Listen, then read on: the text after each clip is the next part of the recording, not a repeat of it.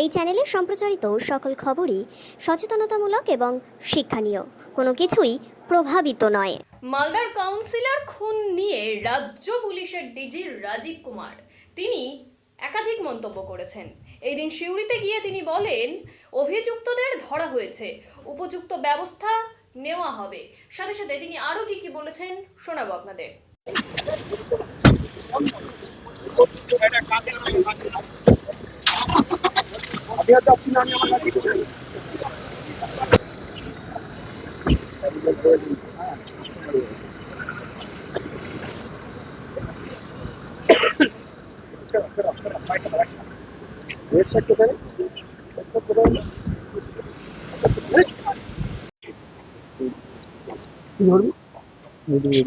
মালদা নিয়ে এসপি মালদা বলবেন ওখানে ল অ্যান্ড অর্ডার কি ওখানে কি মনে হয় বিচ্যুতি হয়েছে বলে এরকম ঘটনা ঘটে? একদম নেই, ও সব জায়গায় আছে, ধরা হয়েছে, অ্যাকশন নেওয়া হবে, স্ট্রং অ্যাকশন নেওয়া হবে। এই যে বারবার বিভিন্ন জায়গায় অস্ত্র উদ্ধার করছে, এসটিএফ অস্ত্র উদ্ধার করছে বিভিন্ন জায়গা থেকে।